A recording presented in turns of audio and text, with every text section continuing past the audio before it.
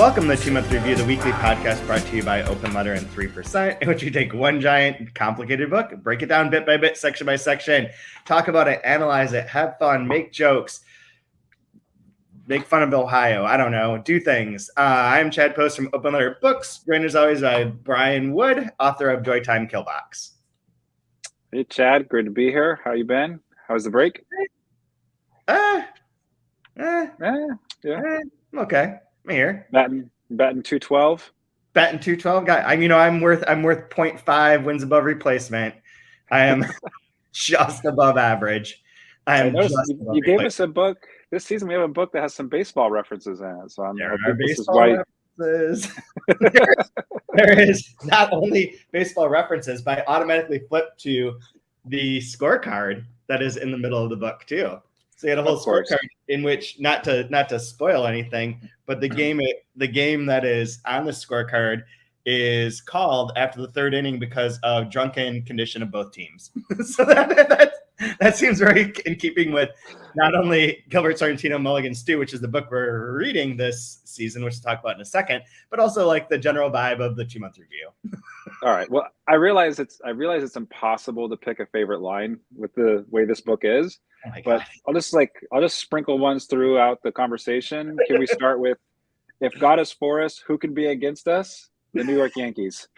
It's one of my favorite bets. So goddamn good. So the book we're reading this season, just for anyone listening and or watching, is Mulligan Stew by Gilbert Sorrentino. There's a new Delkey Archive Essentials edition that just came out. There's the older version, which Brian has for the time being, which looks like it was made in MS Paint and possibly was. Hell yeah. And I have things to say about that cover. We could actually start with the cover, but this is Gilbert Sorrentino's one of his masterpieces. He is a brilliant writer. I was going to pull up like his Wikipedia and go through his whole like kind of life history, but I don't know that we really need to, because over the course of this season, I think we'll get to talk about a variety of his books, because this book sort of encompasses a lot of different approaches in his fiction and in fiction overall, which will be interesting. Like, for instance, our author in here, Anthony Lamont, refers to his first book as Fretwork, which is similar to Steelwork by Gilbert Sorrentino, which was one of his earlier books. So there are like resonances. But this book, Mulligan Stew, was first published in, I actually don't remember, 1979, right? 79. So it's an older book, obviously. I would argue that it is the greatest Irish novel ever written, and it is more of the Joycean side of Sorrentino. Like, Sorrentino does have books that are more Beckettian in a lot of ways, and like very spare and a less like exuberant. But this book, Mulligan Stew, is like a wild fucking ride. So, Brian, this is your first Sorrentino encounter and your first Mulligan Stew encounter, and you've read the first like 50, 60 pages. What is your take so far? Absolutely brilliant. Like it would feel cutting edge and like right on the cusp of like, yeah, I know like postmodernism is kind of like dying out, but like this is just crushing it, and it's 1979. Like, if it was written in 99, I would have said like brilliant, what a great idea. If it was written in 2009, say brilliant, what a cool idea. Like, and it was in 79. It's wild how cool this is. So to set it up, and then we can kind of walk through some parts. So the setup that we've got so far is that there's a writer named Anthony Lamont who is trying to write a new novel. He's written a couple experimental novels, one called Fretwork, one called like Rayon Nylon, maybe. I forget what it's called. It's in Violet. Rayon Violet, yeah. And I think one other thing that gets referenced. They're all like these crappy hard-boiled detective names. And they're all awful.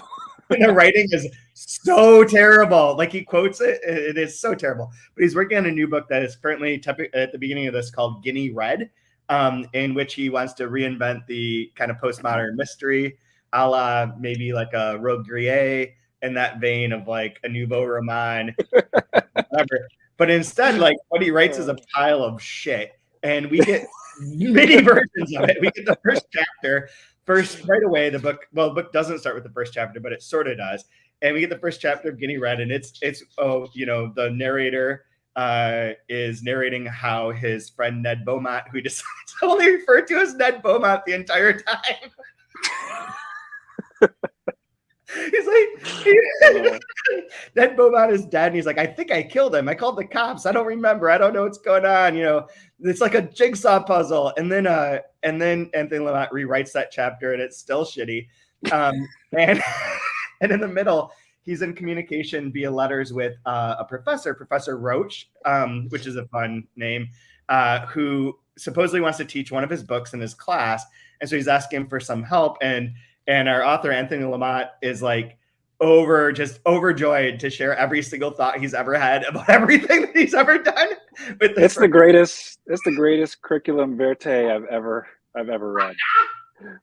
Well, my favorite color is blue. I don't like blue. I like. And then we get the nice twist that Halpern, that's one of the characters in the book, the main character of the book, who maybe killed Ned Beaumont, is writing a journal because he as a character exists and had been in Joyce's Ulysses as a gardener. Just a toss off, like true footnote. I've never been a main character. This is awful. This sucks. He's like, this guy is making me say Ned Beaumont over and over and over again. Why do we live here? Gosh, I wish it was sunny. So we'll get into it, but I'm get into it more. But I do love that, like, the premise of the Halpern parts are that fiction is what is written. What is written is there. This is like an old school. When John O'Brien, the founder and publisher of Dalek Archive for many years, he when he would talk about Gil, his friend Gil, and they were close, and Sorrentino helped with the start of the Review of Contemporary Fiction and was one of like the true North Stars in John O'Brien's like literary reading and ideas about publishing and about what books would be published. When you talk about Sorrentino, we frequently talk about how he didn't have any sense of metaphor or of like that, like what's on the page is on the page. That's it. Like that is what fiction is.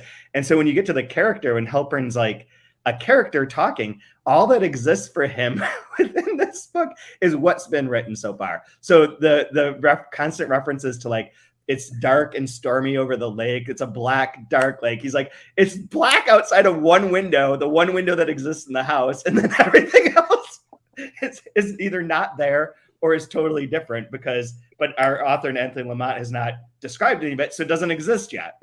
So two things real quick. Like if we're going to do cinematic references, it kind of reminds me if Toy Story and adaptation had a baby. Oh my God. Right? I've never seen Toy Story. That's okay. It's about toys that come alive when no one's around. I did see a joke though, where like if one of them died, the kid would never know. He'd still be just playing with a corpse. Yeah, that's true. But more so than that, when you're talking about how a book is made, let's not skip those letters at the beginning of this before it even begins, right? Yes. So what is your take on that? Being somebody that you get to see how the sausage is made. I mean, it's like it's already like a novel within a novel with characters within the novel, but then he wants to get more meta, by having the letters at the beginning be all made up and fake and funny and hilarious also. Right. And kind of made up and fake. And and we say the meta in that there's also the intertextuality, which we should loop back to, that Anthony Lamont is a character from At Swim Two Birds by Flann O'Brien. So a lot of these are references. And then Daisy Buchanan is Great Gatsby character. So like we have like these other things. And some of the other people who are referenced, Trellis is from At Swim Two Birds. Demont Trellis, who will become a larger figure as the book goes on. They're all like these characters that existed elsewhere. But yeah, the book, and they all wish they could be in those original works, not in this one. Not in this one at all. Well, we'll see. But the book is obviously like disrupting the idea of fiction as being an artifice, of believing in it. And it does that from the very jump by opening, instead of on a typical book, when you open the front cover, there'll be a praise for the book or praise for the author page. And instead of praise for anything, we get a series of rejection letters to Sorrentino that become increasingly insane. If you'll humor me, I love hearing work out loud. So here's the cover. You open it up, and like right away is this letter. I'm going to read the first letter in completion, and I just kind of want your thoughts. I'd love to hear your thoughts on it. Okay. Do it. Dear Gil, I'm afraid that I simply can't hold on to the manuscript of Mulligan Stew any longer, much as I'd like to. And so I'm returning it to Marv. I'm assuming Marv is the literary agent. Okay. I can't tell you how much I admire the book.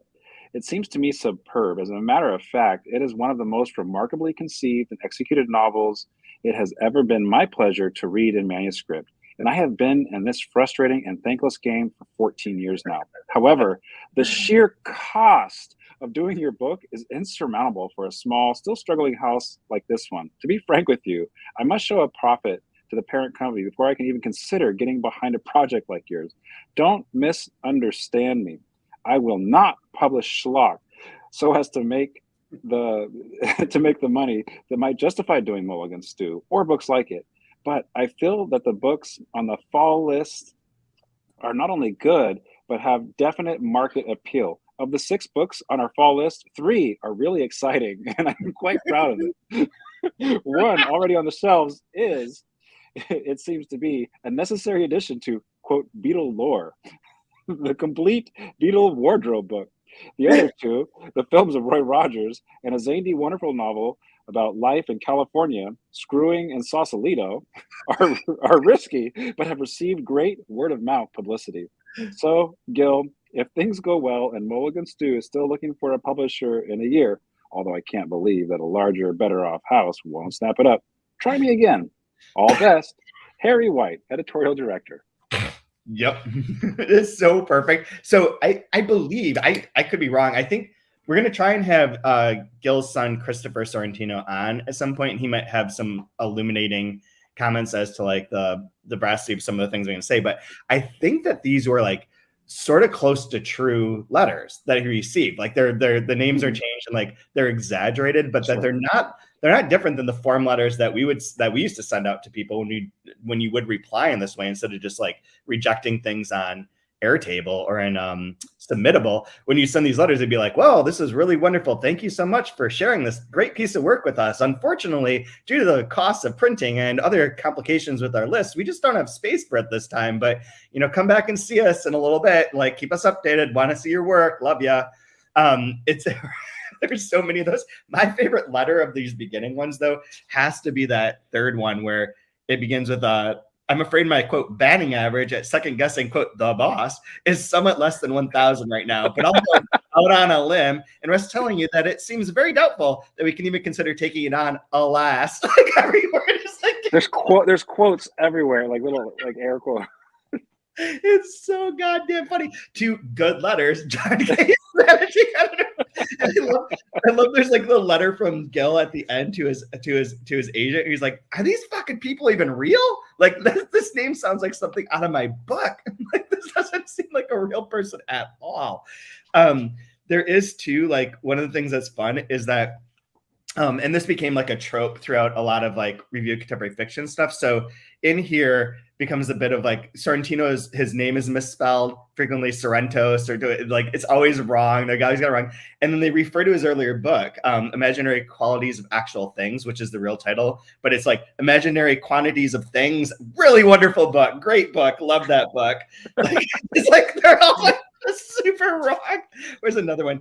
Imaginary qualities and things, like they're all they just don't get anything right. And in the Review of Contemporary Fiction, the journal, John used to write these Dear Editor letters that were just made up voices of people writing into like the editor of this small publishing house about like their life ills and whatnot, and it would refer to the press wrong, the Review of Contemporary Fiction wrong, all the titles wrong. Like it was constantly like just screwing up with that, and I love it. That joke never gets old for me. Like, I don't know why, I just love it. Now, maybe this is one, it's not for me, but maybe something that you've done or folks that listen to this podcast have done. Have you had to do a reader's report? Oh, yeah. So I teach my students how to do reader's reports in my class, too. They're all going to be doing them on Delkey Books. Give me the rundown on, like, what's a reader's report? So the reader's report is the essential value. There's 2 values to it, but it's from when a book comes in the slush pile and you have someone read it and do a report in which they take I take a 3-part approach. The first one is very like, first paragraph or so is very bibliographic and like factual in nature. Like this is the author, this is where they're from, this is the book, this is, it's this long, it's about this topic. No real description, just like general, big top line, undeniable facts. And then the second part is like a breakdown of the style. How is a book written? What is the structure? What is the style like? What is this? What's that? And sort of like explains how the book works. And then that builds into a third part, which is like, we should publish this book, we should consider it, or we should just reject it. And so it has a function of like helping the editorial team to know which books to focus on out of the 100 submissions, which 5 do you read? And then also, like, if you do go on to publish it, some of that middle section can become your marketing copy. Like, you can start talking about the book and how to present the book and promote it via like what this person's first reader's report is. The reader's report in here follows basically none of the things that I'm going to tell my students what to do. It's not that. Instead, it's like as almost as poorly written as Anthony Lamont's like bits. It's like, so it tries so hard. But yeah, I wonder, I'm always kind of curious how things are made, and I'm wondering if this is like a really clever way of orienting us with like the plot and what's happening, because it would be very disorienting for a reader. And so they put in this crappy reader's report that it's like, hey, here's your map of what ride we're getting on. Have fun. Exactly. I mean, it is super useful in that way. Like super useful. Yeah. Like, it even like gives you things to pay attention to. Like, it may be interesting to note that Lamont's fiction undergoes a title change from Guinea Red to Crocodile Tears. One must read this work to see exactly how important that change is. But let me say here that the odd ambiguity of the first title, ethnocentricity, come politics, come focus on economics, come the urge towards intoxication, acts as clue to those chapters written under it. Which is very funny. I don't know what Guinea Red has to do with politics, economics, or intoxication necessarily, but like that's for someone else to read. But the part that I think is really interesting in this reader's report, and that it does give you those bits. It explains like beyond the various data given us in the form of chapters, letters, etc. Sorrentino quite literally cracks open the world of Lamont's fiction, and indeed the world of all fiction, by giving Lamont's characters, particularly Halpin and Beaumont, lives outside the work that Lamont is writing. That is, Halpin and Beaumont are alive as people other than the Halpin and Beaumont Lamont creates. So he gives us that, you get that, but then you get the bottom. Finally, let me touch on the theme or themes. It's a brilliant case study of genius succumbing to paranoia as well as to schizophrenia. And then in parentheses, and this is the important part, as Lamont grows more unstable, his work takes on absolute aspects of many other writers, and sadly enough, most of them his inferiors, if we are to judge by his first felicitous chapters, which is such a weirdly gross misreading of those chapters that it's like, it brings up a kind of like the Madame Bovary problem, where like Flaubert got this letter from this woman who's like, oh, you're such a genius. This is just my life is just like Madame Bovary, blah, blah. And he's like, you're a fucking moron. Like this, I'm making fun of this person. Like, how do you not see that? Like, you don't know how to read. And that kind of hints at that, because those first chapters are anything but like, good. They're so far away from like, I mean, I think the problem with talking about this book in some ways like that is that I think there's a lot of like MFA students who would be proud to have written this. No, yeah, I know. It's when I teach introduction to creative writing, it has like every problem that I say, like, please don't do this. Yeah. That's why I was curious, like, are there ones like if you were to like have this first chapter handed in, like well, there's too many. I just underlined one, like, the lake is speckled with little white caps flicked by the wind from the darkling Canadian forests. It's beautiful in an unearthly way. And I just wrote, oh wow, no. Like, that's so bad. I love it. The jigsaw puzzle thing is the one that cracks me up every time, because it's just like he starts using it and he never stops using it for like the next 20 pages, and then it'll just go away. But like, I love the very beginning of like how it does like undercut the nature of writing. So how absurd is it is to find myself in this dilemma. It was I who made Ned Beaumont what he was. Anyone can tell you that.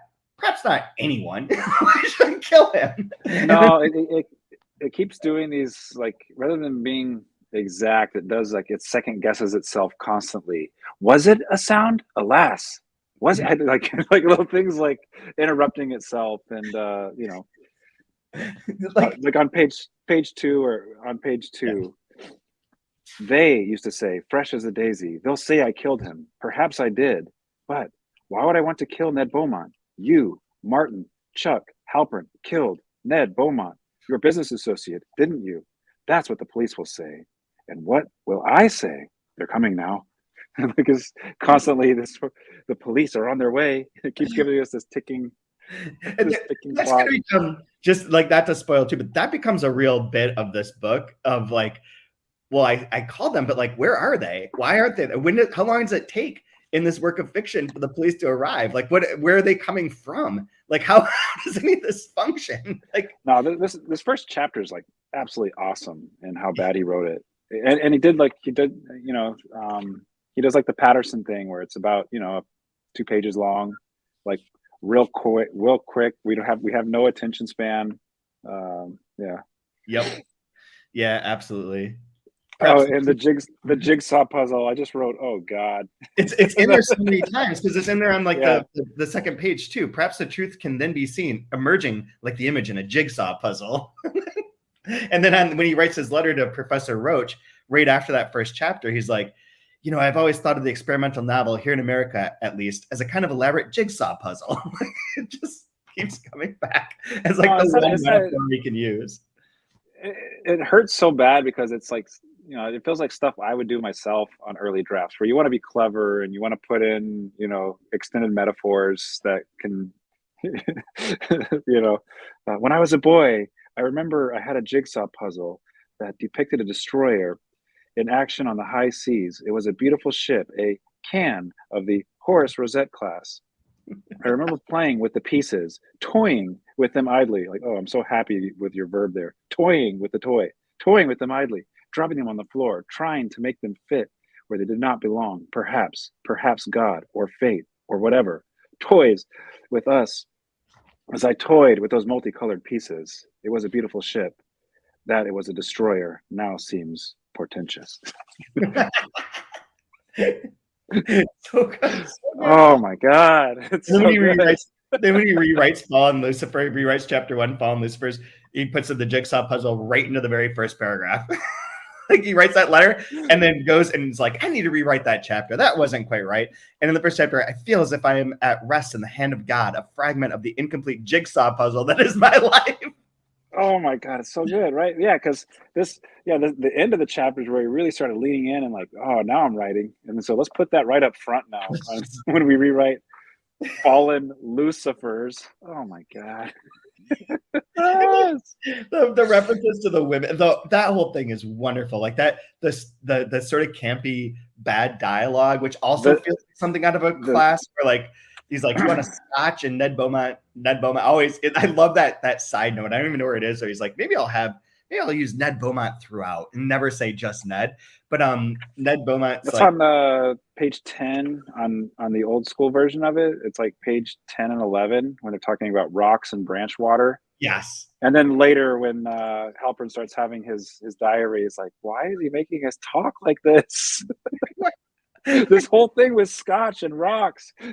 Yeah, he's like, it says with branch, and he's like, I don't know what that possibly means. And there's like this awkward, like, wannabe waiting for Godot sort of conversation of like two people saying things that the other doesn't comprehend. But he's like, you want rocks? He's like, why would you say such a crazy thing? It's so stilted and like so poorly constructed. It's so wonderful. And the images are brilliant, right? Clouds of blue cigarette smoke the bar produced as a volcano produces lava. Blue. It's like lava. It's like cliched and mixed, and it's like, oh, it's so good. Like that's what like everything. That ending of the rewrite of chapter 1, which ends. So picture then a brilliant. He's going to go back in time and explain like how they got to this murder, right?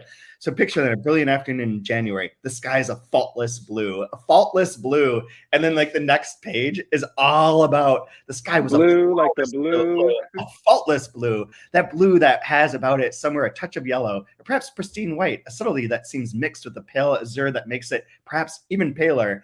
The blue sky, flawless as it was, like it just rides the same thing for so long. Like trying to be Thomas Wolfe or something. It's so funny. I just got caught in a reverie and just caught the bug and had to write. What can I do?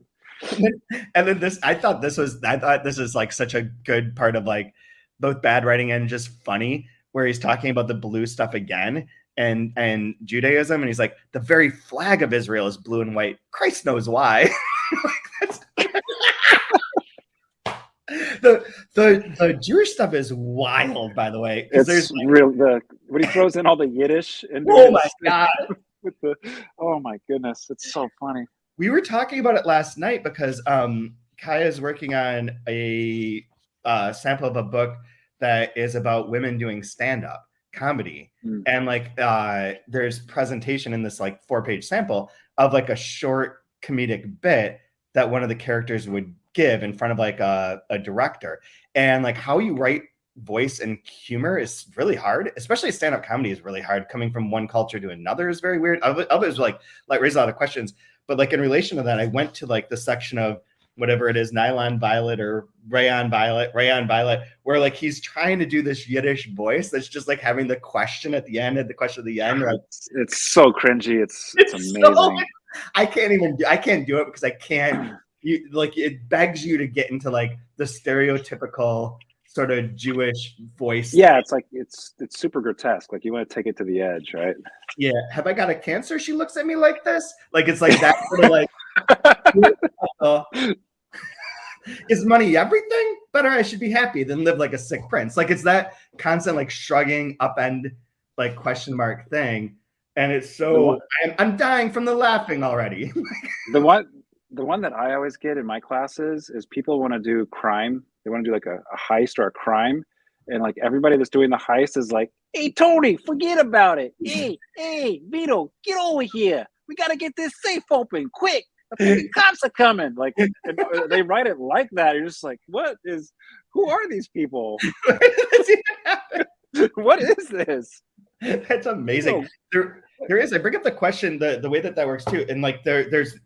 Oh, let's go back for 1 second. So that part, I mean, when he quotes his own books in here, they're so fucking terrible. Like I can't imagine like. I mean, they're so terrible that if these are real books, they would be like the worst books you've ever read. Well, I love the stuff too when those letters to, is it Roche? Is Roche? Okay. But I love how serious writers talk about their work. Oh God. Right? Like it's so important and it's so monumental and alas, I must face the blank page. But like that. But then like talking about, well, I wanted to show the fractious nature of my character's interior intent. And I think I may have lost like their work is so important. And what we're doing is, so smart. And so it's like, oh my God, you just can't roll your eyes hard enough. I mean, related to that, like he's replying to the professor who's written him some sort of criticisms of Rayon Violet. And he says these two ones, which I love. 7. He's responding in numbered points, of course. 7, shamefully, I agree that Levenspiel is a wholly unrealized character and that the Yiddish patois that I have put into his mouth is inexact burlesque. I must confess that the only reason that I put this character into the novel was because of a mad desire I had to cash in, God, what a vulgar phrase, on the Jewish novel that at the time was all the rage. It stands as the only time I succumbed to the urge for quick money. Shalom, my dear Roche. Shalom. 8. Finally, let me defend myself against your charge that the formal structure of the novel is overly complex and self-defeating. You basically said my novel is bullshit. It's like terrible. Let me defend myself. But right before that, oh God. Oh, like you finish your thought because mine's an aside. Go ahead. This is an aside too. Okay, then I'll do my aside first. Like another example, on the older copy, it's page 10. It's basically the second page of Fallen Lucifers, where we have the dialogue between Ned Beaumont and Halprin. And it's, I don't know what it is about bad writing, but like the writers always tend to avoid just the said locution for a dialogue tag. So It says, "A drink, Ned Beaumont?" I said. "That would hit the old spot," he barked. "What would you like?" I mumbled. "I have everything here. Vodka, bourbon, gin. Scotch would be nice," he sighed, with a splash of branch. "What is branch, Ned Beaumont?" I inquired pleasantly. Branch is a kind of swell, pure water. Ned Beaumont whined. Like, and then other words, it's replied, it's chortled, sputtered. Yep. And one of them, he does dialogue, and he grinned. Like, he grinned to the dialogue instead of said the dialogue. Like, and it's just on, and like, it's really hard to write like whispered. This. Oh my God, I didn't even notice how many there are. I cried. It's all of them. The first one is said, and then every other one after that is something other than said. It's incredible. Yeah, smiled, suggested. Wow, it's so incredible. I intoned. He began. I intoned. I replied, and oh my gosh, it's wonderfully bad. That's amazing. Yeah. The thing I was thinking is, like, in his scrapbook where he gets this letter that's the writer's helper monthly, that someone's like, here's our thing, we're gonna help impress you got to work your imagination, so we're gonna send you a series of questions and answers that will help like expand your way of thinking. And then it's just a series of like the questions at this point are like, is it true what they say about Dixie? Who is Sylvia? Is that the Chattanooga Choo Choo? It's like those answers are the ones. If God be with us, who could be against us? New York Yankees. New York Yankees. Oh my God, it's so fun. All right, and the one thing that we definitely have to at least like pick one or two things from is the list of books and periodicals that are inside of this imagined world. Yep. So Helpin goes. I don't know how you're supposed to say his name exactly, but I always want to put in an R that's not there. But he goes around. They're like stuck in this house. He and Ned Beaumont. Ned Beaumont is dead the entire time that he's being written. Like Helpin's like, fucker is gonna leave me here. Like, and then what's gonna happen? Like, Lamont's gonna come back and there's not gonna be a dead body because Ned's gonna be gone. And all he does is be dead. Like, he doesn't do anything. And then I have to say this terrible dialogue, and it's so crappy. And they're looking around, and they're like, there's nothing, there's only part of the house. Like, he hasn't described the rest of the house. It doesn't exist. But they have a room filled with like books, like, and all these books are listed. And the first one is The Orange Dress by Sheila Henry, who is Lamont's sister. And is a character, I believe, from Imaginary Qualities of Actual Things. Sheila Henry shows up in other Sorrentino books as like a character, so he's pulling in from his own. And also within that same list, The Dry Ranges by Guilford Sorrento, sort of like The Sky Changes by Gilbert Sorrentino. Like, there's like those echoes, but the list is like, I mean, every one of these is crazy. Like, I couldn't come up with 4 titles, but this goes on for 4 pages, and then the just of titles of books, and then there's the periodicals, and that goes on for like 3 pages, and those are crazy too. Synthetic Box Weekly, Humming Crafts, The Mediocre Teacher, Snooker News. Like, it's just like boundless. So what are some of your favorite ones? I mean, you could just pick them at random. Like, it's Jack Off in the Old Red Barn by Ricky Dickey. My favorite is what? Sexual Fulfillment in the Woods by Birch Humper. Yeah. The Cry of Serbo-Croats by Boris. The last name he puts on that. Holy cow. 10 Days to a Hairless Body by Alice Gunn. Yes, We Have No Bananas by, quote, Sister Veronica. How to Hit 212 by Clinton Hondo. That's so fast. What the Vice President Eats. This is Sexism at the Battle of Waterloo by Jilly. New York is Really Swell by Ronald Paloma. Yeah. Oh, man. Oh, my God. Masturbate Those Pounds Away by Weary Riley. Tie Your Own Tubes by V.A. Schlitzmagen. Call Me Gay, Call Me Faye by Biggs Richard. Yeah, these are come up with all these are completely out of control. Texas League Times, Babes and Boobs, Infantry Frolics. It's so good. Golf Your Way to Sexual Fulfillment. This one, these 2 back to no, these 3. No, God, you could just go, but just randomly here's some of the periodicals.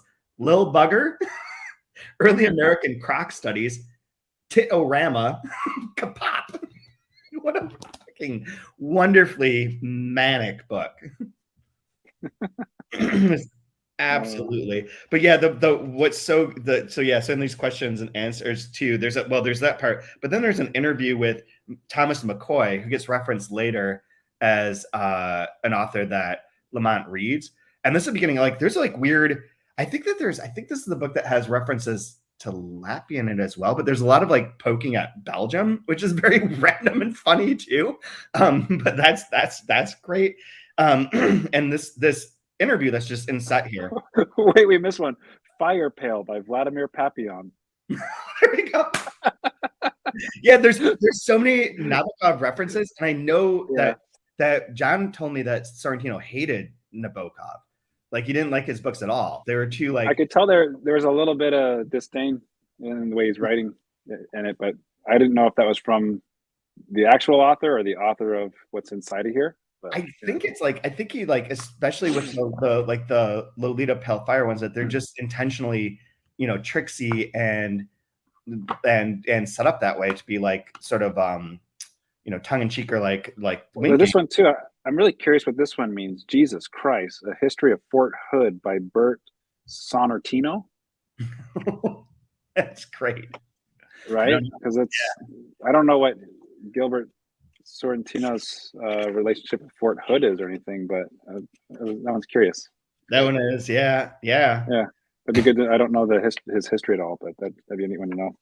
And this is where, so in that interview is where Thomas McCoy is talking. He's like, so. Also, oh wait, one more. Holy shit! Yes. How we missed one? The Velvet Trench. Oh my god! By Joy Cumming. Oh my god. It's like everything has like it's so like sexual, like just drenched in sexuality, right? But God, yes, I'm right. This is the book that I remember that has a well, these are so great. Lesbianism in Western Ireland, 1886 through 1891 by Olive D'Oyly and Lucar. But then hold on, A Skeleton Key to Rabbit Run by Oh Christ. Oh wow! Philosophical History of the Geography of Latvia by Daniel Deaver. Like, why the Latvian references in here are just so random. Oh, there's a T.R. McCoy book in here as well. Yeah. Turtles and Cocktails or something like that. Or Cocktails and Turtle Soup by T.R. McCoy. Oh, interesting. Yeah, this is just the commitment to lean into these jokes is wow. It's just so much like I can imagine the foundation of the Bulgarian Diplomatic Corps, 1945 to 1949 by Olga Warner. Like there's some that are just so like that could be a book. That could easily just be a book, but like it's wonderful. Like I mean, it's like explosively wonderful. Mm-hmm. I love it. So in the chat with the real McCoy, Thomas McCoy, he has some great bits. He's also as a writer like super pretentious and like coming from like a very privileged place. And his like answers and questions are so funny. Like, what literary complexities do you find the most interesting? That is, what do you like to solve, so to speak, as a novelist? Answer: one wishes to create characters who will speak directly to the minds of comparative literature professors and intelligent book reviewers. Which is so pompous. And this is where like also is the question: then you do not approve of Nabokov? Answer: does one approve or disapprove of Zane Grey? But Nabokov pops up over and over and over again.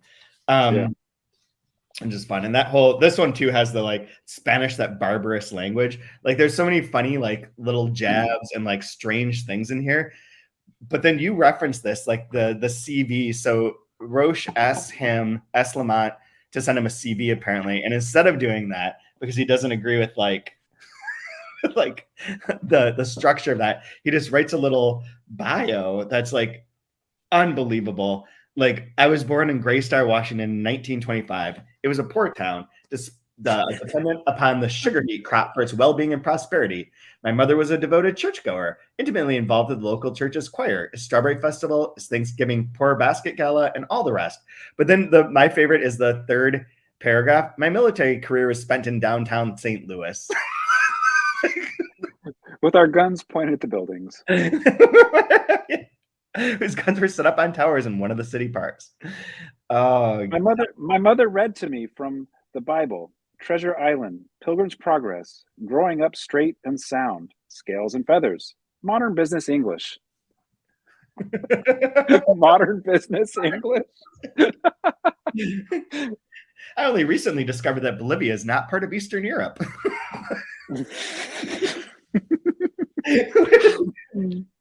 Oh my god. And then we get that, and then we get the third chapter in which Painful digests, which is great too, because they're having lunch. So Halpern and Ned Beaumont meet for lunch. And but the setup for that was so good because he's writing to his sister, right? Was it to his sister or was it to Roche? Oh, here, to Roche. Please let me know what you think. I'm going to have a bite of lunch now and then get on with GR. My two heroes will then have their lunch in what I hope will be a pivotal chapter in terms of their relationship with each other. I have what I must use in my mulchy notebooks already. Now to put it together! Exclamation points. This pivotal chapter. it's like Anthony Lamont, like this book works so well too because like if this were written nowadays, like he would just be tweeting. Like he would just be like the worst. Hashtag am writing. No, that's why it gives me like so many of these vibes of like Charlie Kaufman when he has his alter ego trying to try to adapt the book. It has like there's like I feel like he must have read this and was aping on it when he wrote that screenplay. There is going back, so that cover that as you held up because you have the older one that looks like it's made in MS Paint has a lot of words in the background, and then this thing. I kind of think that that's the perfect cover for when that version of the book came out. Like that was reissued in the 90s, right? Like it was like 95. Is that right? Seeing if it's in here, 96. So 96, and that as like a sort of like Mulligan stew, which is just everything thrown into a pot sort of deal, is all those things kind of just thrown together there, and it fits like what things would have been in 1996 for sort of pastiche style. So it's kind of like it's ugly as shit now and looks so dated and so weird, but like all of our stuff looks so dated back then. That would have like I love this cover. It's like perfect. Like it hits perfect for because this has like a leather texture to it. This has a paper texture look to it, and then it's every color with the wrong amount of color and saturation, and it's all tilted in different ways. It's well, let's use this typeface for the M and this one for the U, and this one will be slightly transparent. And it's just like, oh my god, what how many options exist in MS Paint? Let's use them all. Why stop at one? If you're old enough, remember when PowerPoints first came out and you would use every transition possible between pages? It would be star white, page red, like just all right, okay. There were 12, so I used all 12. Like every possible animation for every slide. That was every PowerPoint we ever had when our teachers first had them or we were presenting. Oh man, it's terrible. It's so good. So good. Yeah, so the last part that we have is the third chapter in which they meet for their lunch, and Ned Beaumont speaks in nonsense words and cannot really get anything out. And they have like the worst waiter that's been there forever. What is his name? Ugo? Like says crazy shit too. Yeah, Ugo Lambui. Lambois, who knows? Where here he is like, I don't even know how he says. Lords, he boomed again, a quieter boom this time, something like a mortar round hitting a mess hall. Here we my right and my left ear, strange mouth noises, expressions of chaotic import I gather in the eyes from this table, from your esteemed clutch of dew. Therefore, I reckon it ain't out of my line to ply you with verb and cheer, gentlemans. Is the pen that does not the palate's sparkling zip, not the salt lost its savor, is perhaps a lively cucaracha disporting the loathsome frame upon the greens? Speak to me, monsieurs, or sacre bleu and poussant carambas must rend my spirit. It's like such a hodgepodge of fucking nonsense. Like it's like so incredible. And then this is a reference for the actual plot of this is that Ned Beaumont is like, letters, letters. He intoned whiningly, make you understand some of it. Home, come home, see letters. I signaled to go for the check. He arrived at the table with a custom celerity. So the letters are going to be a thing. That is part of like his plot of his actual mystery novel, quote unquote, are a series of letters. So I don't know if you want to say anything else about that right now, but I want to bring up something like that's totally random but slots into this kind of well. Is that right after this, in an hour, I'll be on the local NPR station, WXXI, on Connections. If anyone wants to tune in, just WXXI Rochester, listen live, because this is what we're talking about. I got this email last night, and so I have had time to think about it, but I've given it next to no thought. We keep hearing about how AI is already able to write books and poetry and make art, and maybe eventually it will supplant the artist. It has me thinking, me being the host of this show that I'm going to be on. We can all name great books, but most are more than a decade old. But I'm sure there are still great books being written by real human beings. I want to know, what's the best book written in the past decade? What's a book that will be remembered and read and known in the way that so many classics are known? And what's a book that might not earn that status but should? That's our topic, which I have so many questions. I don't know. But I think like it's the thing that's interesting is like, one, like great books like within the past decade, that's absurd to me, because everything like has to last longer than that to be great. Like it's tough to navigate those waters. And at the same time, I'm doing this podcast talking about Mulligan Stew, which I think is a great book and can be deciphered that way. And then after this Connection show, I have to do another podcast. I'll be out tomorrow as well, or next week, that's on John Barth and Sotweed Factor, which is another amazing, great book that fits into this. So it's kind of at odds. But the thing that I was thinking about in relation to the podcast, in relation to this, is that we lack a structure now of literary criticism, in which like those things can become great, because things become great in part because of their being able to be like discussed and analyzed and broken down. And this book sort of fits that in the way that like Delkey had the review of contemporary fiction to kind of dissect and introduce and promote through intellectual vigor various difficult books and difficult authors who then had great books and were great, like JR is part of this, Gaddis, like that sort of thing, where they weren't necessarily the most popular authors, but are great authors. And they're great because there's someone that can champion and help make them known and understood in that way. Whereas I feel like when we're talking about this issue, and this is, I'm going to have to put this on the show, on the radio, but is like, I think all we're going to end up talking about are like, what books do you really like that came out in the past 10 years, which is not the same thing as what makes a book great. And what makes great books last isn't like, well, I really liked, John Green. I can guarantee that this thing's going to be 99% YA bullshit, but like, it's going to, I don't know how we can talk about great books now in a world in which like the infrastructure of the analysis and teaching and concrete criticism is like so lacking. Well, like, I don't know, go back to the VR thing, or no, AI, sorry. Yeah. I've been thinking about Lawnmower Man a lot lately. It's a really important film. Key piece of American cinema. Yeah.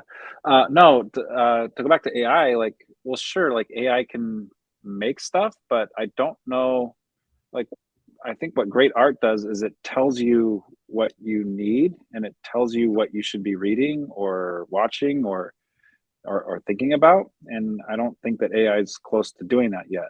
I think it can ape and it can parrot things that have come before, but I don't think it can forecast where we are going. And that's what I think a great piece of art does, and that's what a great piece of literature does. And you can't know that within a couple of years, because like sometimes it can't be appreciated until there's a little bit more time, and it's like, oh wow, this is really showing us a path forward. And it's most likely not going to be popular. Yeah, and it won't be very true, but probably won't be popular. I can't think. Like, you could say like George Saunders is great or whatever, but is that going to be like some like lasting piece of literature that you're going to want to read 100 years from now? Like, I don't know. I don't know either. That he's the one that keeps coming up on this, is like, would I include him? I don't honestly don't know. So I was trying to think of like what were really good books that I really like. French Exit by Patrick DeWitt, but it's not really important or anything. It's just really well done, and it's And like, oh, this is delightful. It's wonderful. Now I guess Ferrante, I think we can get behind Ferrante though. Frante's my lock for sure. That book will, because it will be discussed and taught this way forever. You could bring up like remember we talked about Sarah Mesa 4x4. Like to me that's important. That's like doing something and it's saying something and it's well written and it's accessible. Like to me, that's a really great piece of writing. I have that down too. And it's contemporary, I think. But then you're like kind of like you're being like that person that's out in left field doing this.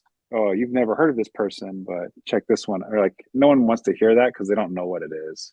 Yeah. They want George Saunders and Ferrante and the other book that I think can be included in that is like Duck's Newburyport. And I think one of the things that I keep coming back to is that like for a book to be great, it has to be able to withstand this sort of like it has to be able to be part of this podcast. Like if you can't talk about it in that is it great literature if it's not like worthy of being discussed at length? No, it should be the sci-fi writer Ted Chiang because they're making his stories into movies. And if you make it into a movie, that's when you know it's good, right? That's essentially like I went through very funny. I found my favorite pick on. I found a LitHub list of the best books of the 2010s. Oh God. Yeah. I mean, hit me with a couple. Thank God that it exists because it's like it's so unhinged that I love it. Like The Idiot. Like people like The Idiot, but that's not going to be an important book, right? Yeah. So here's some of theirs. I mean, they're basically like for the most part, it's unobjectionable. It's just like, oh yeah, that's a book that came out in the 2010s. Cool. I wasn't even thinking of that. But then it gets to the bottom and it has like the also rans, like the honorable mention, but the honorable mention is like 400 books. It's like literally like every book that you could think of. Everything that was published. Some of them are repeated. It's like it's amazing because it's like it's just a testament to like how they put together these lists of just like hodgepodge of nonsense and like highlight a few things. But They're There by Tommy Orange. That's on there. That is there you go. There. Station 11, which is a terrible book. There's some that are on there that are like real bad. But for the most part, it's just like non-objectionable. But anyways, so wrapping this up, is there anything else with this first section that you want to bring up? No, this book, it's like low-hanging fruit, but it reminds me a lot like the energy, the smartness, the quality of the writing and what it's doing. It reminds me a lot of JR. Yeah. Where it's like I could see people will love it or they'll hate it. And if you love it, you're really going to love it. And if you don't get it and don't want to get it, you're really going to hate it. But I think we're in for a really fun ride. I can't wait to get through this. Oh God, it just every day is going to be something new and something. Next to that part with Ugo, I just wrote, "Wow, what an accent," which is kind of all you can say. I'm looking for a good line, and the first one that came up here, which isn't necessarily my favorite, but ties into what I just said, where it says, "However, I despise kohlrabi and the sickeningly fruity wines of Belgium." Like Belgium just like takes it over and over again. Maybe something I want to maybe consider for next week's talk, or maybe in the future at some point. It made me think about when you were talking about Kaya and the women in comedy. Mm-hmm. Would this be received the same if it was written by a woman instead of a man? Yeah. And would we like the style? Would people think it's so clever, or would it be? I'm curious if there's like a sexist perception, because I was thinking about like something like JR or something like this, or even like the way like Duck's Newburyport was like with so long and so stylized. Do we have? We mean like the collective like readership and primarily male readership. Is there a bias with women writing things like this versus men writing things like this? That'd be interesting to think about. That's very true. Do you have a favorite line that you want to throw out there? Well, since it was written by a man, I do actually. But no, I think I've shared plenty. I think I'll just pick my favorite line: "American Lake Poetry" by George Stardust. There you go. One that had me cracking up last night. It's not even necessarily that super funny, but when Halpin's like explaining what's going on, he's like, I was just an old gardener, and that was fine. And now, like, what the fuck is all this? And then he says, the crowning humiliation was that absurd dialogue Beaumont and I were forced to carry on about branch water and rocks. Afterward, Beaumont sat at the table and hid his face in his hands, ashamed to look at me. I just can't stop laughing. And like this character just be like, motherfucker. Like, I can't, like, what? You don't know what he makes me do at night. Like, it's always night. It's always stormy over that sea. It's so good. So trying to figure out where we go to for next week. The two editions that exist, I initially had the wrong numbers. I was looking at the wrong thing when I was trying to put this together. So I've updated on the website the correct reading schedule for the two versions. For the new version for next week, we go up through page 148. And then your version and the Grove one, you go up to page 124. Perfect. Alrighty. So, yeah. So for anyone listening, that's where you go to for next week. We get more about the Corey and Bertha, your sex mistresses. So time for some good old erotica fun next week. Be there. And in the meantime, rate, review, like us, do all that kind of thing. Share with your friends. Help us out. You love it. We're really bad at the promotion part of this. We're hitting 212 with that. American.